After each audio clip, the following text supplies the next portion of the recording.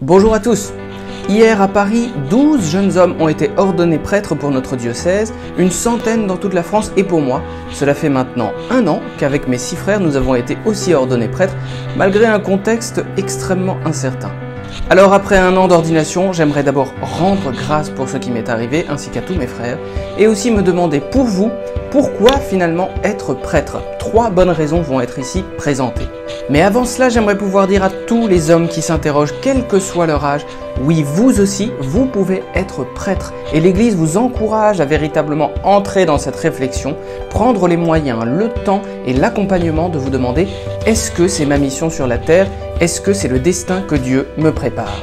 Maintenant, sans être exhaustif, car il y aurait beaucoup à dire, revenons sur ces 3 raisons que j'ai pu lister rapidement pour pouvoir nous dire oui, il faut être prêtre si jamais Dieu le veut.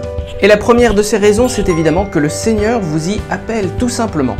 Être prêtre, recevoir la vocation sacerdotale, parfois on a l'impression que c'est un peu comme dans le livre d'Isaïe au chapitre 6, on va avoir une vision extraordinaire, on va être entièrement retourné. Mais en fait, très souvent la vocation sacerdotale, c'est plus quelque chose qui ressemble à la visite de Dieu à Élie dans le fond de sa grotte.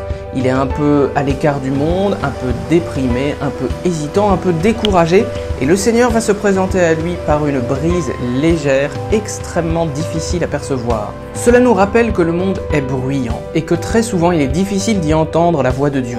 Mais Dieu parle, et il parle parfois très discrètement, et il faut donc vraiment être attentif à ce qu'il nous dit. Une émotion, une parole donnée par un autre, un choc un peu intellectuel, Dieu se révèle par tous les chemins. Alors ce premier conseil, c'est d'être extrêmement attentif, parce que souvent Dieu nous parle par un chemin que nous n'attendons pas. Deuxième raison, tout simplement parce que c'est un lieu unique pour servir le Seigneur et pour servir son peuple. Le prêtre, évidemment, est une personne un peu particulière. Il n'est ni un chef d'entreprise, ni un animateur pour enfants, ni un gestionnaire de conflits. Il n'est pas un homme politique, il n'est pas un psychologue, et il n'est pas non plus un humaniste un peu idéaliste. Et pourtant, tous se sont un peu inspirés de lui à un moment dans l'histoire. Être prêtre, c'est 3 choses. C'est un métier, mais pas seulement. C'est aussi un état, et c'est enfin une mission. D'abord, c'est un métier parce qu'il y a évidemment des tâches pastorales, administratives, économiques, liturgiques aussi. Mais c'est beaucoup plus qu'un métier, c'est aussi un état, et un état permanent. On est prêtre jour et nuit, le matin, le soir, quand on dort, quand on est réveillé, quand on est à la retraite ou quand on est actif. Le prêtre, c'est le baptisé qui est mis à part pour le service de tous les autres. Et puis, être prêtre, c'est aussi une mission dans la collaboration avec l'évêque, c'est-à-dire avec toute l'Église. Le prêtre, traditionnellement, on dit que c'est celui qui va enseigner, gouverner et sanctifier.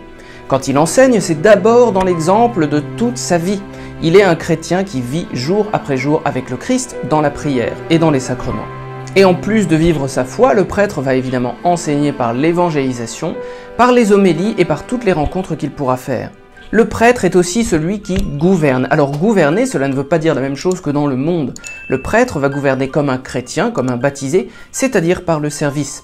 Il va gouverner en accompagnant son troupeau. Il va gouverner en défendant le faible et particulièrement le plus vulnérable. Il va gouverner en se mettant à genoux comme le Christ pour laver les pieds de ses disciples. Son autorité est bien réelle et c'est nécessaire, mais elle ne doit pas être écrasante, elle doit être tout simplement constructive.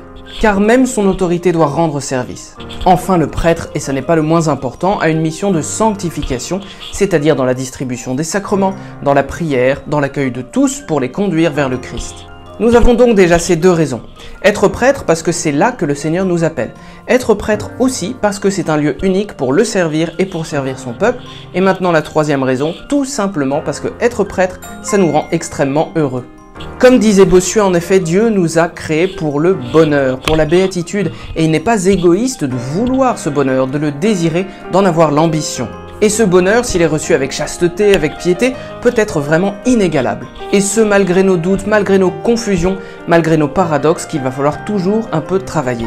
Voilà donc ces 3 raisons pour fêter un peu cette première année de sacerdoce et tous les nouveaux prêtres en France. Je terminerai simplement en rappelant que ce discernement, malgré tout, on ne peut pas le faire tout seul, on a besoin de l'Église. Et c'est à ça que servent précisément les séminaires. Ça n'est pas seulement un lieu de formation pour devenir prêtre, c'est aussi un lieu de discernement, avec d'autres, avec les formateurs, avec l'évêque, avec tous les fidèles laïcs. Donc si vous vous sentez appelé à ça, n'hésitez pas à envisager de rentrer au séminaire et aller voir un prêtre dès que possible pour lui en parler. Merci pour votre attention et bonne journée à tous.